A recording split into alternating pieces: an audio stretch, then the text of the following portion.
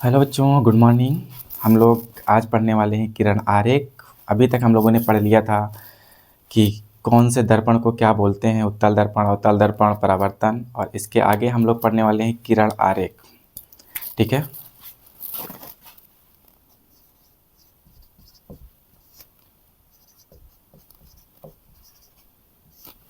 किरण आरेख पहले हम पढ़ेंगे दर्पण के लिए, फिर पढ़ेंगे लेंस के लिए।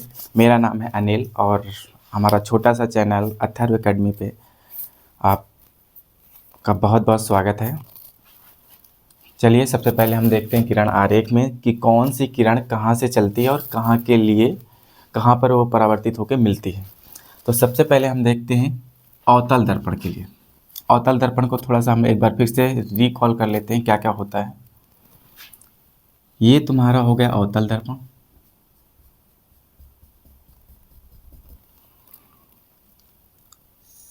इसके मध्य भाग को कहते हैं हम लोग ध्रुव, जिसको इंग्लिश में बोलते हैं पोल। इसको बोलते हैं मुख्य अक्ष।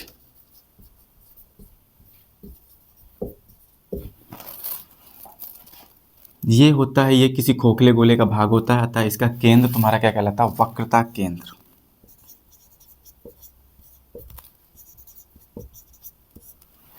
और ये तुम्हारा फोकस कहलाएगा, फोकस एफ। पहला रूल है किरण चलने का कि अगर कोई प्रकाश की किरण मुख्य अक्ष के समांतर चलती है, क्या है? अगर कोई प्रकाश की किरण मुख्य अक्ष के समांतर चलती है तो परावर्तित होकर फोकस से गुजरती है, तो परावर्तित होकर फोकस से गुजरती है। पहला रूल ये यहां पर लिख दो।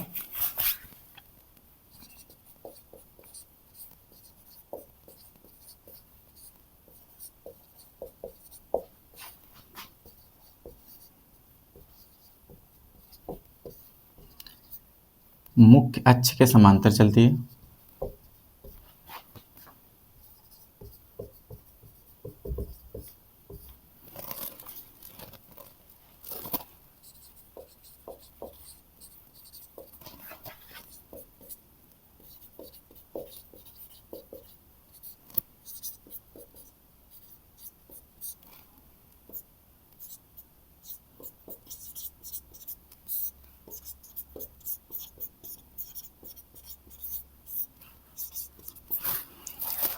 किरण के चलने का पहला नियम यह है कि अगर कोई प्रकाश की किरण मुख्य अक्ष के समांतर चलती है तो वो जैसे ही इस पार्ट पे पड़ेगी, परावर्तित पार्ट पे, तो वो क्या होगी? फोकस से होकर गुजरेगी। Number 1 condition.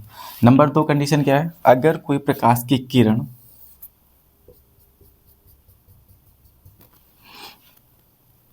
फोकस से होकर गुजरती है,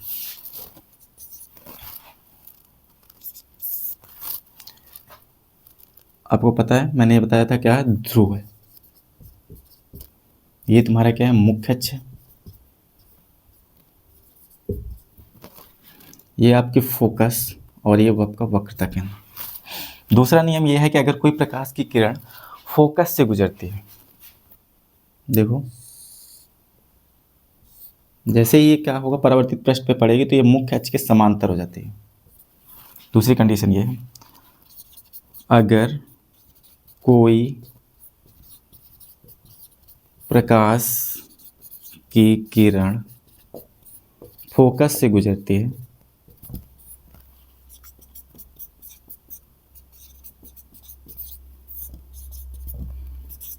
तो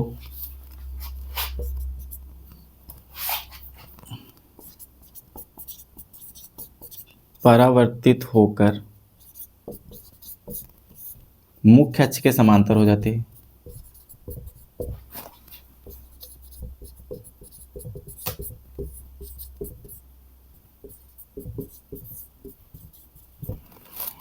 ये 2 नियम हो गए। अब तीसरा नियम के बारे में बात करते हैं हम लोग। ठीक है, आप लोग नोट कर लीजिए।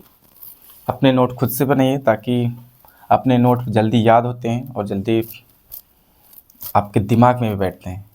तो वीडियो को पॉज करिए और नोट करिए। मैं तीसरे नियम के बारे में बात करता हूँ।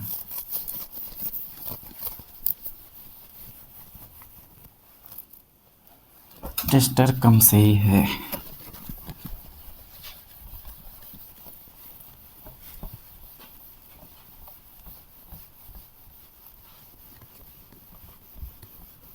तीसरे नियम के बारे में चर्चा करते हैं।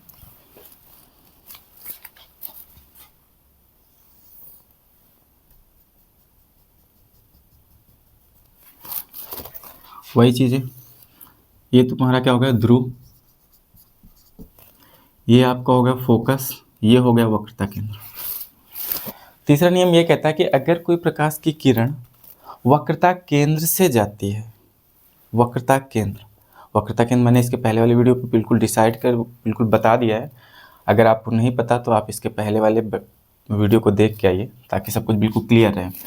वक्रता केंद्र क्या होता है कि अगर कोई प्रकाश की किरण वक्रता केंद्र से जाती है, वक्रता केंद्र होता है कि ये किसी खोखले गोले का भाग होता है, जो उस खोखले गोले के भाग का जो केंद्र होगा वही तुम्हारा दर्पण का वक्रता केंद्र कहलाता है। अगर प्रकाश की किरण वक्रता केंद्र से जाती है तो परावर्तित होकर उसी माध्यम में लौट जाती है, ये नियम है। अगर कोई प्रकाश की किरण वक्रता केंद्र से जाती है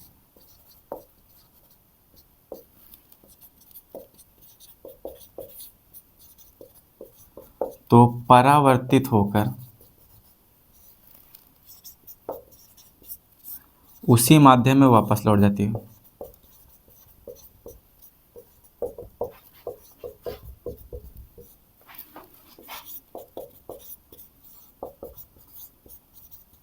ये आपके तीनों नियम हो गए। इन्हीं तीन नियम से हम लोग बनाने वाले हैं किरण आरेख। आप इस तीसरे नियम को भी नोट कर लीजिए। और इसके बाद देखते हैं हम लोग अवतल दर्पण के लिए कौन सा प्रतिबिंब कहाँ पर बनता है। पहले हम लोग एक चार्ट बनाएंगे, चार्ट के अकॉर्डिंग हम पूरा 6 के 6 टाइप के रे डायग्राम कैसे बनेंगे, कैसे उनको स्केच करेंगे, वो उसके बारे में बात करेंगे। चलिए आप नोट कर लीजिए।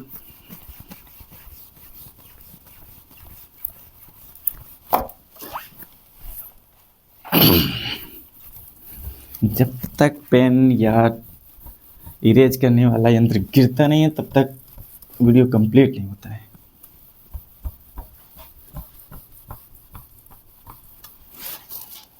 मेरे ख्याल से आप लोग नोट कर लिए होंगे। हटाते हैं इसको, वीडियो को पॉज करिए और नोट करिए। सबसे अच्छा तरीका यही है क्योंकि आपके हाथ में है वो।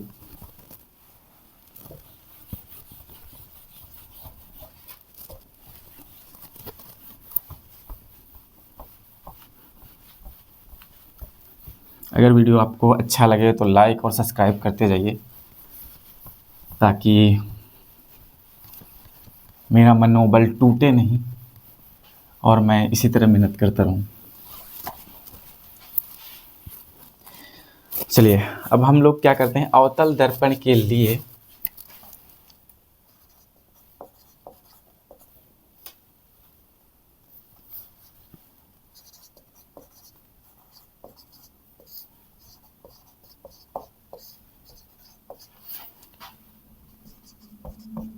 प्रतिबिंब, पहले हम क्या लिखते हैं, क्रमांक, क्रम संख्या, वस्तु की स्थिति,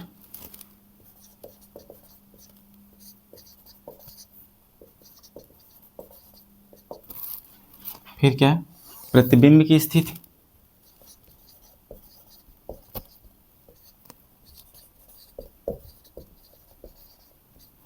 फिर इसके बाद क्या है आपका वस्तु प्रतिबिंब का साइज,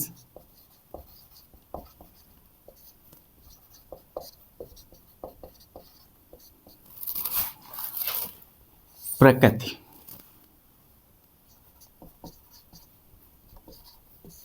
कैसी प्रकृति रहेगी। ठीक है, हमारे पास कितने हैं, 1 2 3 4 5 और लास्ट नंबर 6। पहले वस्तु को कहाँ रखेंगे हम लोग, अनंत पे। वस्तु कहाँ पे हो, अनंत पे हो। दूसरा क्या हो, अनंत और फोकस के बीच में, अनंत और वक्रता केंद्र, अनंत और वक्रता केंद्र के बीच में।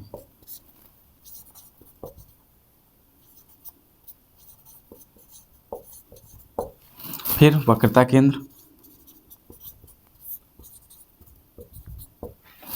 वक्रता केंद्र और फोकस के बीच में,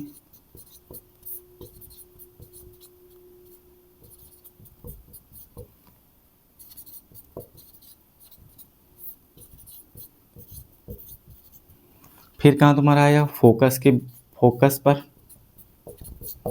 फोकस और ध्रुव के बीच में,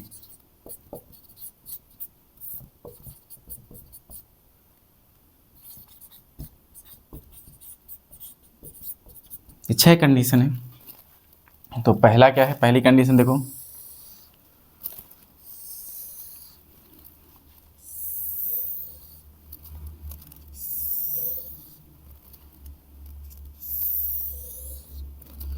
मेरे ख्याल से इंक खत्म हो गई, फिर भी चार्ट तो बन ही जाएगा।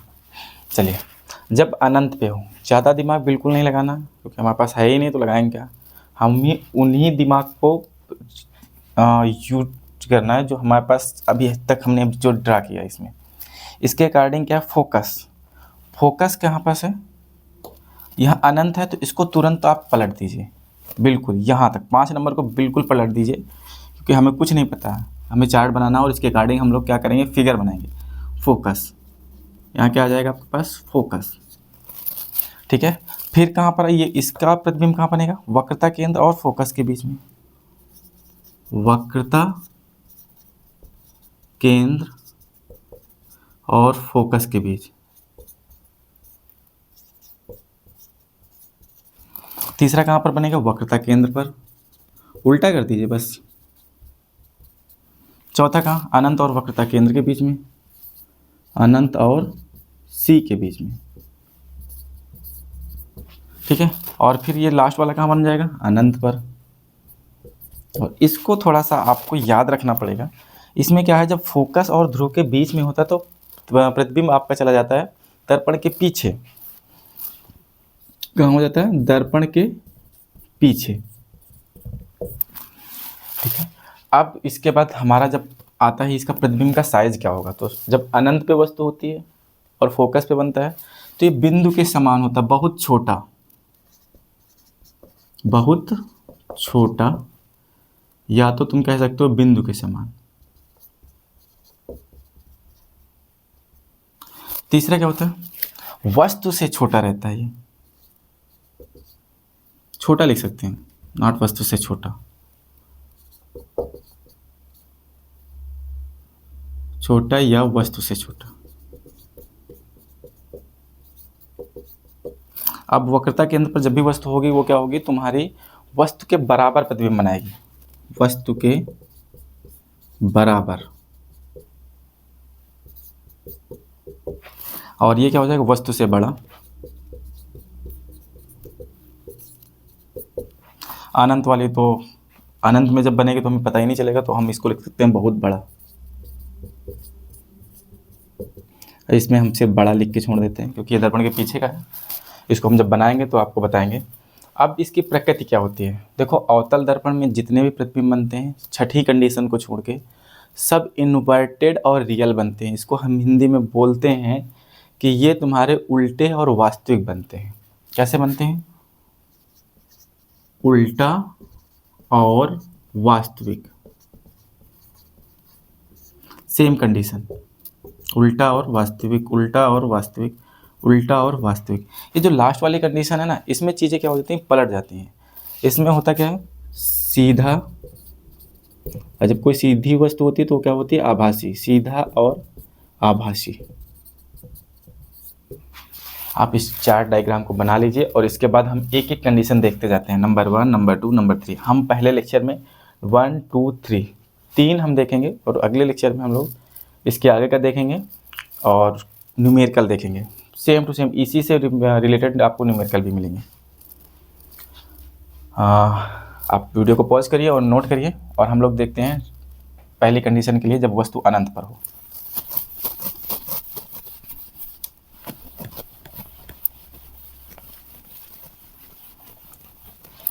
थोड़ा सा मैं पानी ले लेता हूँ कि इरेज नहीं हो रहा।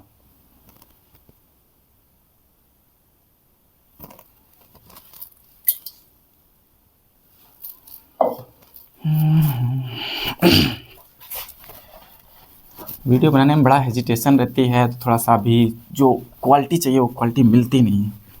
तो धीरे धीरे मैं यूज टू हो जाऊंगा और आपको जो हेजिटेशन होती है बोलने में प्लस आई कांटेक्ट ये सब कुछ धीरे धीरे सब कुछ सही हो जाएगा। पहले मैं जब पढ़ाने गया था तब भी पर मेरे यही हाल थे, और धीरे धीरे करके सब चीज़ें, जब मैं कॉलेज स्कूल ज्वाइन किया तो बड़ा शर्मिला टाइप का था।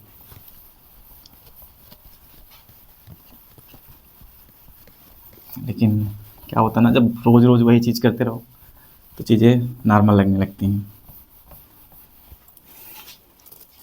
चलिए थोड़ा सा बच्चा है, इसको भी रेज करते हैं, बड़ा मेहनत करवाता है।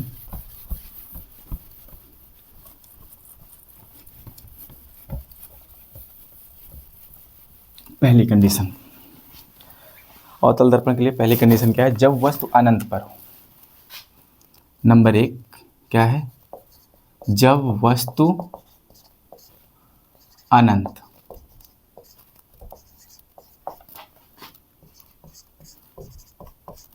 अवतल दर्पण के लिए ना,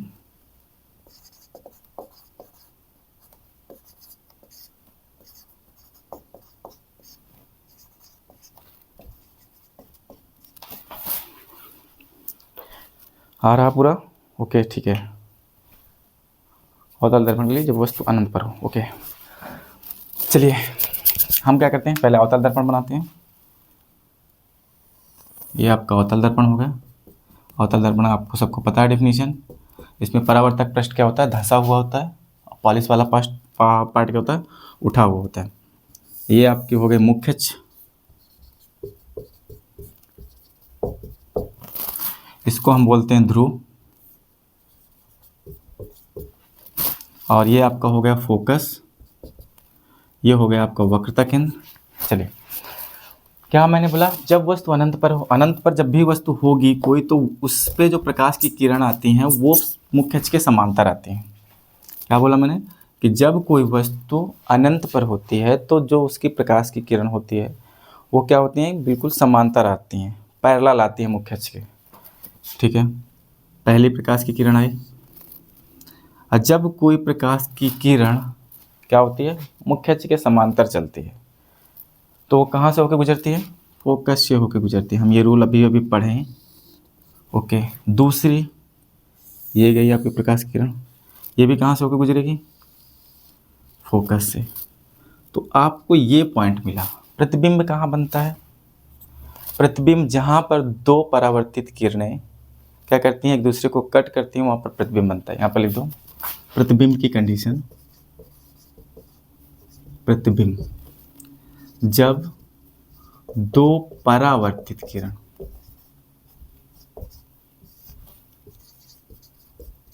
एक दूसरे को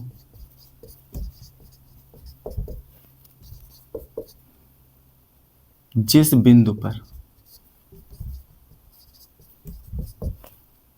प्रतिच्छेद करती हैं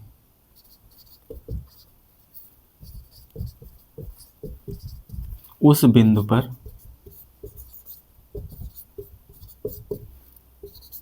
प्रतिबिंब बनता है।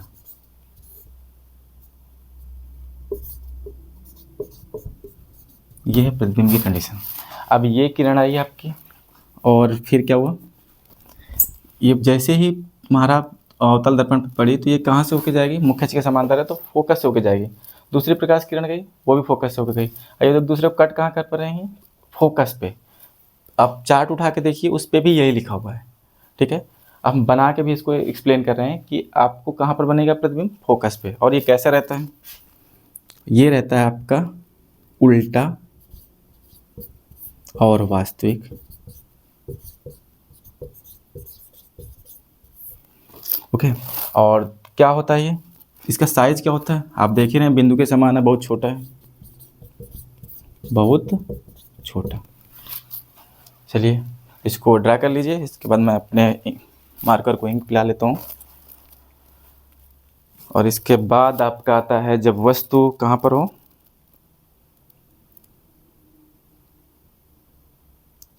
वक्रता केंद्र और अनंत के बीच में।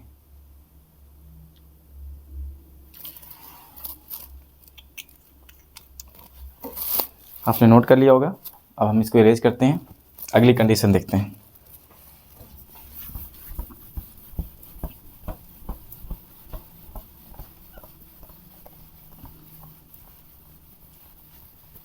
जब वस्तु कहाँ हो, अनंत और फोकस के बीच में, वो वक्रता केंद्र के बीच में।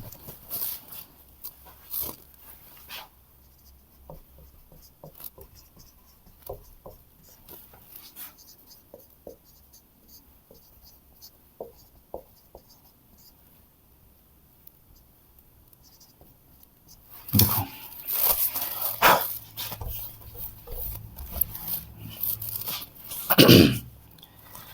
अवतल दर्पण बनाते हैं।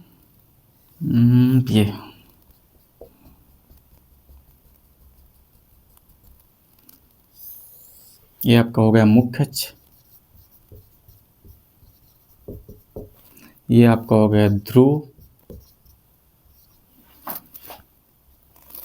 ये आपका हो गया फोकस, ये हो गया आपका वक्रता केंद्र, और वस्तु कहाँ है, यहाँ पर इस बार रखती हूँ वस्तु को। इसको मैंने मान लिया ए, इसको मान लिया बी। अब आपके प्रकाश की किरण मुख्य अक्ष के एक समांतर चलाओ। ओके, कहाँ से होकर गुजरेगी, फोकस से होकर गुजरेगी।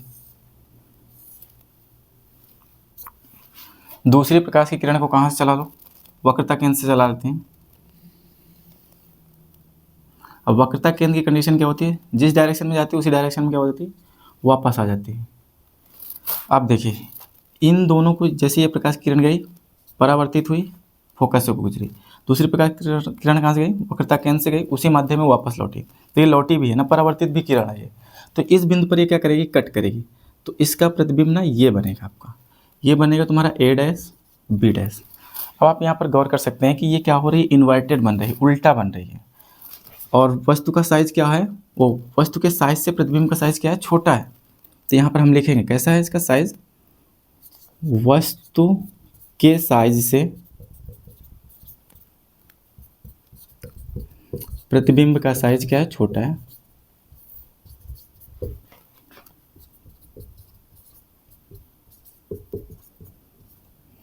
छोटा है। कैसी है, उल्टा और वास्तविक। ठीक है, अब अगली कंडीशन देखते हैं। ये बोर्ड एग्जाम में श्योर है कि आना ही आना है, रे डायग्राम, इससे रिलेटेड न्यूमेरिकल और रे डायग्राम। हटा दें इसको, अब बनाइए इसको पॉज करके वीडियो को। अगली कंडीशन क्या है, जब वस्तु वक्रता केंद्र पर हो।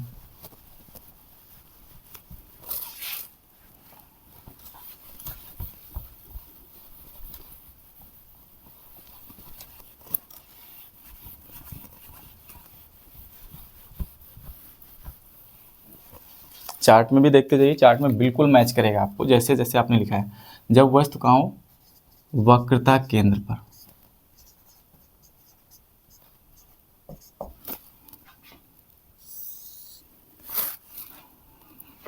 ये आपका F हो गया, ये आपका C हो गया। अब मैंने क्या किया, वस्तु को साइज ये लिया। देखो अब पहली प्रकाश की किरण चलेगी कहाँ से, मुख्य अक्ष के समांतर, गुजरेगी आपकी फोकस से होके। दूसरी प्रकाश की किरण क्या करो, फोकस से गुजरो, और फिर ये कहाँ से गुजरेगी,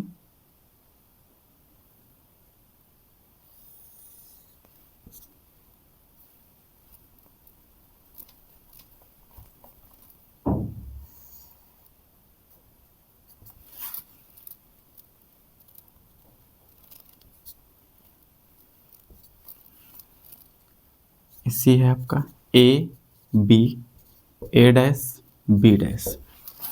देखो दोनों का साइज लगभग बराबर है, तो ये कैसा बन रहा है, वस्तु के बराबर बन रहा है। वस्तु प्रतिबिंब जो होगा क्या होगा, वस्तु के बराबर प्रतिबिंब बनता है।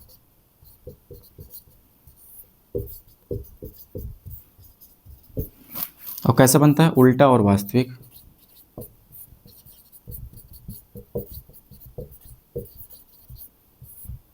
वास्तविक, ठीक है। अब मैं पहले टाइम देख लेता हूँ कितना टाइम का वीडियो हो गया है, उसके बाद हम लोग आगे का देखते हैं, कंटिन्यू करते हैं। ओके, आज के लिए हम लोग इतना ही रखते हैं, बाकी का हम लोग अब कल देखते हैं। 3 ट्री डायग्राम बताएंगे और चिन्ह पर पार्टी, उसके बाद हम इसके कुछ न्यूमेरिकल करेंगे। तो आज के लिए इतना ही। अगर वीडियो आपको अच्छा लगा है तो लाइक और सब्सक्राइब करना ना भूलें। Okay, thank you, bye bye.